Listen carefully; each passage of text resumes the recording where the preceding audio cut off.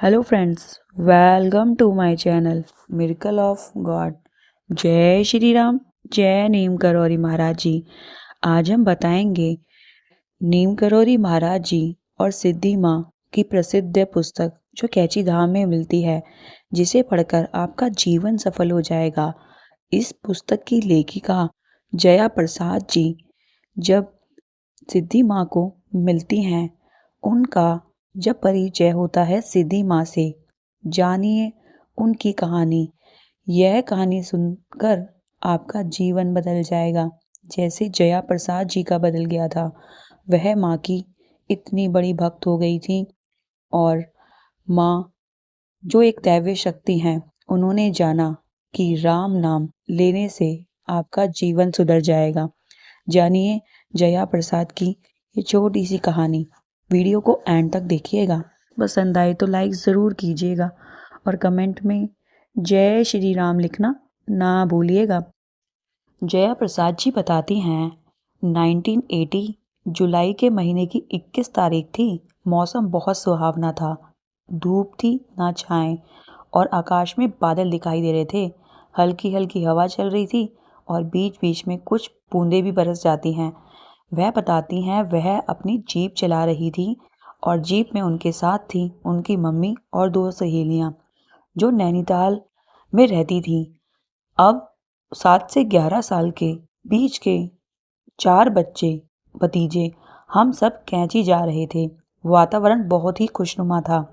महाराज जी की महासमाधि लिए हुए 7 वर्ष हो चुके थे, लेकिन हमारे लिए कैंची धाम आध्यात्मिक आकर्षण बना हुआ था। गाड़ी में जाते हुए महाराज जी की चर्चा हो रही थी। हमारे साथ मम्मी की जो सहेली थी, उन्होंने बताया कि कैंची में अब एक माता जी रहती हैं जो महाराज जी की परम शिष्य हैं। वह भी दिव्य संत की प्रतिमूर्ति हैं। फिर उन्होंने हम सबसे पूछा, क्या हम उनके दर्शन करना चाहेंगे? मम्मी ने तो तुरंत हामी भर ली, मगर मैंने धीरे से मना कर दिया। कैची आश्रम में पहुंचने के बाद हम सभी ने मंदिर में दर्शन किए। दर्शन के बाद मम्मी सबके साथ श्री सिद्धि माता जी के दर्शन करने के लिए ऊपर की ओर बने एक कमरे में चली गई। बच्चों के साथ नदी के किनारे चली गई मैं। 4 लड़के पानी में कूद कूद कर खेलने लगे। मुझे भी उनके संग खेलने में अच्छा लग रहा था। कुछ ही समय बाद एक व्यक्ति आश्रम से नीचे नदी की ओर आया और कहने लगा कि माता जी मुझे बुला रही हैं, जया प्रसाद जी को। जया प्रसाद जी मन ही मन सोचती हैं कि मेरी इच्छा नहीं हो रही, और फिर उन्होंने बहाना बना दिया कि बच्चे नदी के किनारे अकेले छोड़ना उचित नहीं होगा।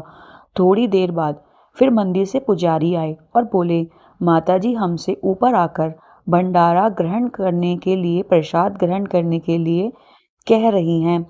मन ही मन अच्छा नहीं लगा कि मैं बार बार उनको मिलने के लिए मना किया। एकाएक विचार आया कि प्रसाद पाने से पहले मुझे जाकर उनको प्रणाम करना चाहिए। मैंने पुजारी से, जो शायद त्रिलोक दास जी थे, कहा कि मुझे माता जी के पास ले चलें। जैसे ही मैंने आश्रम में उस छोटे से कक्ष में प्रवेश किया, देखा कि सामने 2 माताएं जी बैठी हैं। दोनों ने सफेद धोती धारण की हुई है, काले कंबल के आसन पर बैठी हुई थी। क्षण भर में भान हुआ कि शायद इतना शांत स्वरूप मैंने कहीं नहीं देखा। मुझे देखते ही माँ मुस्कुराई और बोली, क्या यह है जया? यह प्रश्न कैसा था मुझे समझ नहीं आया। माँ की चेहरे की प्रसन्नता और उनकी मुस्कान, उनका मुझे मेरे नाम से पुकारना, मुझे कुछ समझ नहीं आ रहा था। मन में एक प्रश्न उठ रहा था कि मेरी उनसे मिलने की इच्छा ना होते हुए भी वह मुझे देखकर इतना प्रसन्न कैसे हो सकती हैं। कमरे में हमारे साथ कुछ लोगों के अलावा 2-3 व्यक्ति और बैठे हुए थे। मैंने आगे जाकर दोनों माता को प्रणाम किया और कमरे में पीछे एक कोने में जाकर बैठ गई। मैंने देखा कि माँ बोल रही हैं और कभी कभी दूसरी माँ उनका वाक्य पूरा कर रही हैं। उपस्थित सभी लोग उनकी बातें ध्यानपूर्वक सुन रहे हैं। चर्चा का विषय क्या था मुझे मालूम नहीं था, पर उनकी वाणी अद्भुत माधुर्य थी, एक गहराई थी जो धीरे धीरे मेरे मन के अंतर मन में व्यापक हो रही थी। कुछ ही क्षणों में मेरे मन में यह भाव प्रकट हुआ कि अगर कृष्ण की बंसी की ध्वनि है तो वह इसी आवाज में है। मैंने धीरे से दृष्टि उठाकर पहली बार माँ का स्वरूप अच्छी तरह से देखा। माँ उन दिनों का वर्णन कर रही थी जिस दिन महाराज जी कैंची आए थे। इतने में ही माँ मेरी तरफ देखकर बोली, जया, तूने शिला देखी है जहाँ पर महाराज जी बैठते थे? मैंने माँ को बताया कि मैंने देखी है, मगर बहुत साल पहले। माँ ने मुझे फिर से जाकर शिला देखने को कहा। आश्रम के ऊपर भाग में जाकर मैंने शिला के दर्शन किए। वहाँ की अपूर्ण प्राकृतिक सुंदरता को देखकर मैंने पल दो पल के लिए अपनी आंखें बंद कर ली। कुछ ही क्षणों में मुझे एक शांति की अनंतता का आभास हुआ। इतने में ही ऐसा लगा कि किसी ने प्रेम से मेरा सिर सहलाया हो। मैंने मुड़कर देखा तो श्री सिद्धि माँ मेरे पीछे खड़ी हुई थी। अपने मन के भाव माँ से प्रकट करते हुए मैंने उनसे कहा, इतनी शांति का अनुभव शायद पहले भी कभी नहीं हुआ। मेरे कंधे पर हाथ रखकर माँ बोली, तू यहाँ रहेगी? जहाँ भी ध्यान करेगी वहाँ ध्यान लगेगा। माँ के इन शब्दों ने मेरे मन में असमंजस में डाल दिया। ध्यान लगने तक तो ठीक था, मगर यह रहने का विचार मेरे मन में नहीं था। आखिरकार उन दिनों मेरे मन में क्या चल रहा था, मैं आपको बताती हूँ। वर्ष 1969 में जब मेरे पिताजी का देहांत हो गया था, उसके बाद 10 वर्षों में मेरे अंतर्मन की गहराई में एक मूक जिज्ञासा उत्पन्न हो रही थी कि आध्यात्मिक दृष्टि से जीवन का परम सत्य क्या है। यह जानने के लिए मैंने तीर्थ यात्राएं की, संतों की कृपा प्राप्ति की। गोमुख, केदारनाथ, बद्रीनाथ जी में हिमालय के संतों के दर्शन हुए, जिन्होंने कुछ हद तक मेरा मार्गदर्शन भी किया। इसी रुचि के चलते 1971 से हर साल मैं अपनी मम्मी के साथ कुछ महीनों के लिए श्री सत्य साईं बाबा के आश्रम में भी रही। फिर भी अगर देखा जाए तो मेरे जीवन हर प्रकार से भरपूर था। परिवार का अपार स्नेह, स्कूल और कॉलेज के दिनों में मित्रता के साथ आमोद प्रमोद और छुट्टियों में अपने देश और विदेश की यात्राएं का आनंद, सब कुछ तो था। तब भी मेरे अंतर मन में एक जिज्ञासा प्रभावित हो रही थी, अपने स्रोत को ढूंढती थी। उस समय मैं किताबें भी पढ़ती थी और किताबें पढ़ने की मुझे धुन सी थी। आज मेरी समझ में आता है कि यह अध्याय भी ईश्वरीय शक्ति से प्रेरित था और मुझे आगे के जीवन के लिए योग्य बनाने की एक विशेष प्रक्रिया थी। शीला के दर्शन के बाद माँ ने मुझे आ कहकर दर्शन कक्ष की ओर जाने लगी। मैं माँ के पीछे पीछे गई। अपने काले कंबल के आसन पर बैठते हुए माँ कहने लगी कि वह कल ही नीम करौरी गांव से लौटी हैं और फिर एक सेवक को वहां की रोटी का प्रसाद लाने की आज्ञा दी। कुछ ही देर में एक महिला टोकरी में कुछ रोटियां लेकर आई।